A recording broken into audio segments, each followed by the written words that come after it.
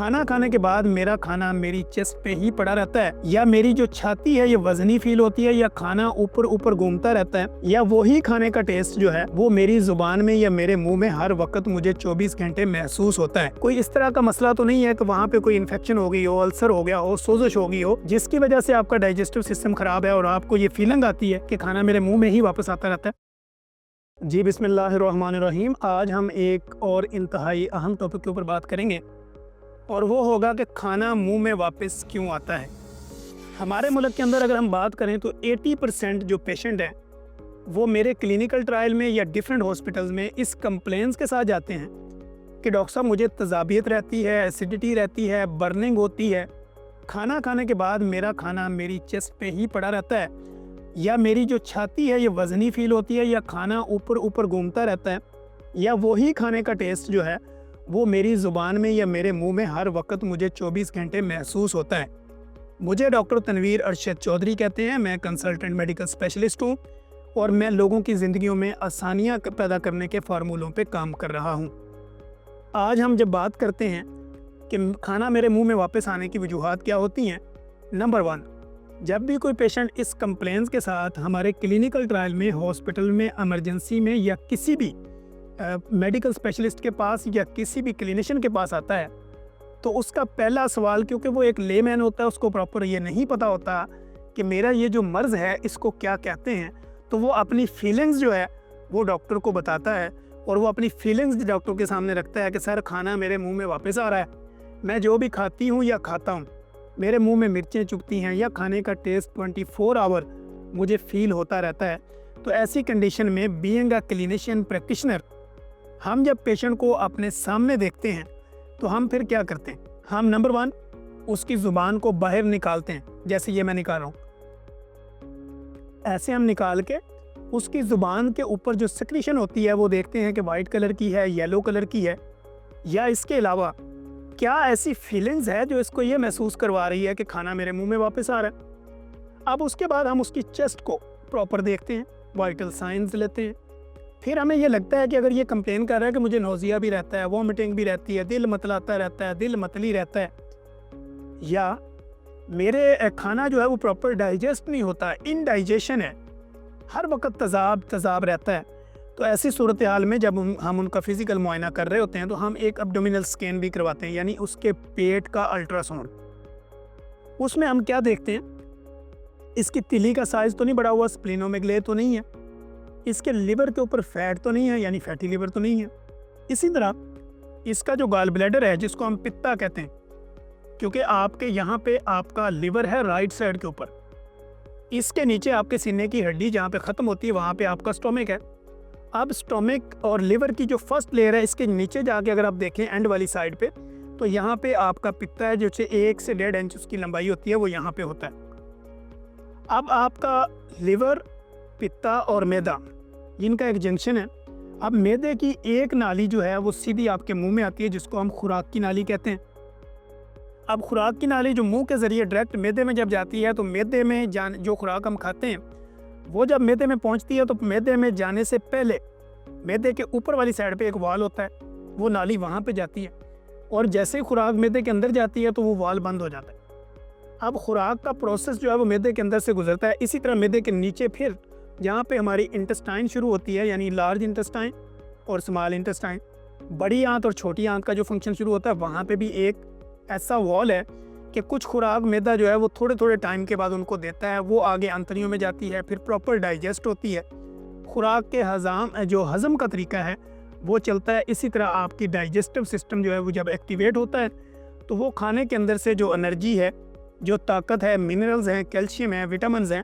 वो हमें हमारी बॉडी को मिलते हैं, बॉडी सेल को चले जाते हैं, और बाकी जो फाजल मादा होता है वो आपके स्टूल के ज़रिए या आपके यूरिन के ज़रिए वो बॉडी से सिक्रीट आउट हो जाता है, यानी बॉडी से निकल जाता है। ये कुदरत का निज़ाम है। अब जब आप इस कंप्लेन के साथ आते हैं कि खाना मेरे मुंह में वापस आ रहा है, एसिडिटी है, तजाबियत है, जलन है, बर्निंग है, सीने में वज़नीपन रहता है, खाना हज़म नहीं होता, हर वक्त जो है वो मेरी जो मुंह है मुझे उसके अंदर टेस्ट आते रहते हैं, तो फिर हम क्या करते हैं कि हम आपके जैसे एब्डोमिनल स्कैन करते हैं, उसमें देखते हैं कि पित्ते के अंदर कोई पथरी तो नहीं, वहाँ पे कोई ऐसे लुब्रिकेशन, कुछ मादे ऐसे इकट्ठे तो नहीं हो गए, कुछ चिकनाहट तो इतनी जमा नहीं होगी, कि जिससे जो है वो आपके हाजमे में ख़राबी आ रही। इसी तरह फिर हम देखते हैं कि आपके लिवर के ऊपर चर्बी तो नहीं, या लिवर की कोई ऐसी बीमारी तो नहीं। इसी तरह जो आपकी लेफ़्ट साइड के ऊपर स्प्लीन है, तिली है, उसको देखते हैं कि उसका साइज़ तो नहीं बढ़ा हुआ। फिर ये देखते हैं कि मैदे जो है, मैदे के साइज़ में कोई फ़र्क तो नहीं आ रहा। तो या इसी तरह आपके पेट के अंदर इंटेस्टाइनल देखते हैं कि वहाँ पे आंतड़ियों में कोई इस तरह का मसला तो नहीं है कि वहाँ पे कोई इन्फेक्शन हो गई हो, अल्सर हो गया हो, सोजिश हो गई हो, जिसकी वजह से आपका डाइजेस्टिव सिस्टम ख़राब है और आपको ये फीलिंग आती है कि खाना मेरे मुंह में ही वापस आता रहता है। अब ये सारी चीज़ें करने के बाद हम फिर देखते हैं कि अगर इनमें से कुछ नहीं आया, आप नॉर्मल हैं, तो आपकी ज़ुबान की जो सेक्रेशन होती है उसको देखा जाता है। फिर एक मोस्ट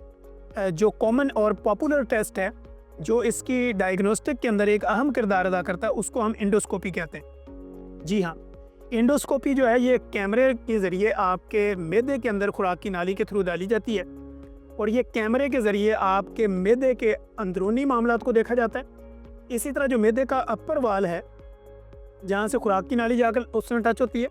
और इसी तरह नीचे वाला वाल जहाँ से मैदे से नीचे इंटेस्टाइन में खाना जाता है, इन दोनों वाल्स को भी देखा जाता है कि यहाँ पे कोई स्वेलिंग है, यहाँ पे कोई इन्फेक्शन है,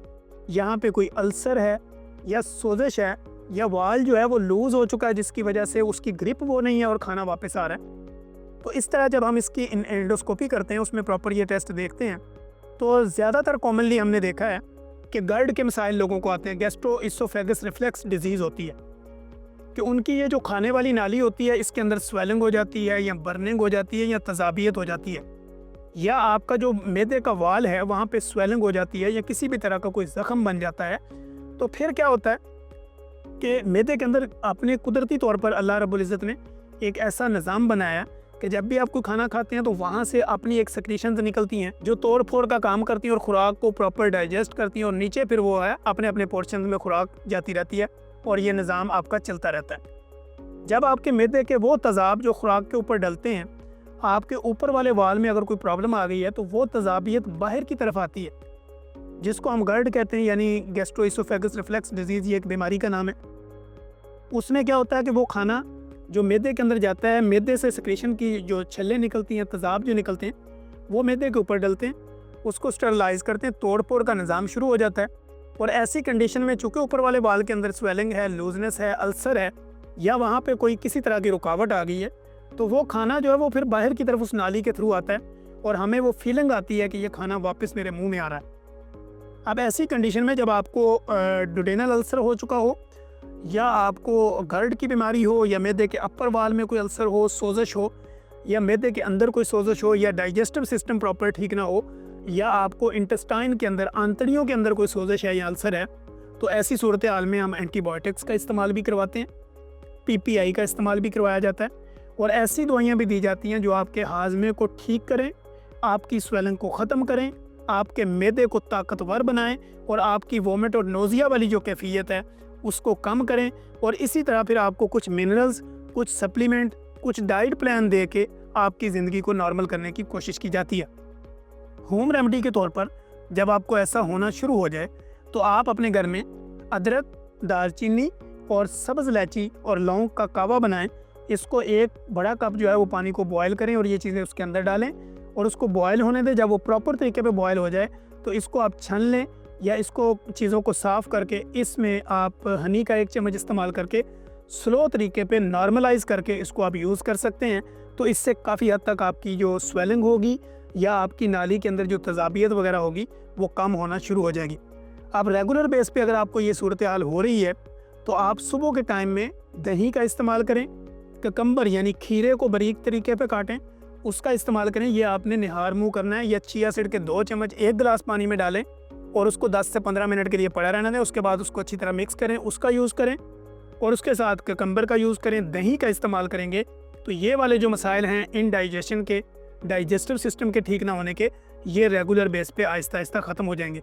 लेकिन चूँकि करंट कंप्लेन जो होगी उसके लिए आपने अपने कंसल्टेंट के पास जाना है, आपने माहिर अमराज़ मैदा जिगर के पास जाना है, या किसी भी स्पेशलिस्ट के पास, जो भी डॉक्टर आपके पास अवेलेबल है, या जो भी आपका रिलायबल डॉक्टर है, प्रॉपर एक कंसल्टेंट हो, उसके पास जाके अपना मसला जो है वो उसको डिस्कस करें, प्रॉपर डायग्नोज करवा के अपना इलाज करें ताकि आपकी ज़िंदगी में किसी तरह की कोई कॉम्प्लिकेशंस ना हो।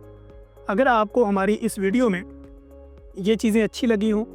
या आपको हमारा बोलने का अंदाज़, हमारा मैसेज डिलीवर करने का अंदाज़ अच्छा लगा हो, तो आप अपने करीबी दोस्त अहबाब के अंदर, रिश्तेदारों के अंदर, अपने सराउंडिंग में, अपने सर्कल में रहने वाले लोगों तक इस वीडियो को ज़रूर शेयर करें। और कमेंट बॉक्स में आके नेगेटिव पॉजिटिव जो भी कमेंट है वो आप ज़रूर करें। अगर कोई आप हमें एडवाइस करना चाहते हैं वो भी करें, ताकि हम नेक्स्ट वीडियो के अंदर आपकी उस एडवाइस को मद्देनज़र रखते हुए आपकी ज़िंदगी में आसानियाँ पैदा करने का फार्मूला दें।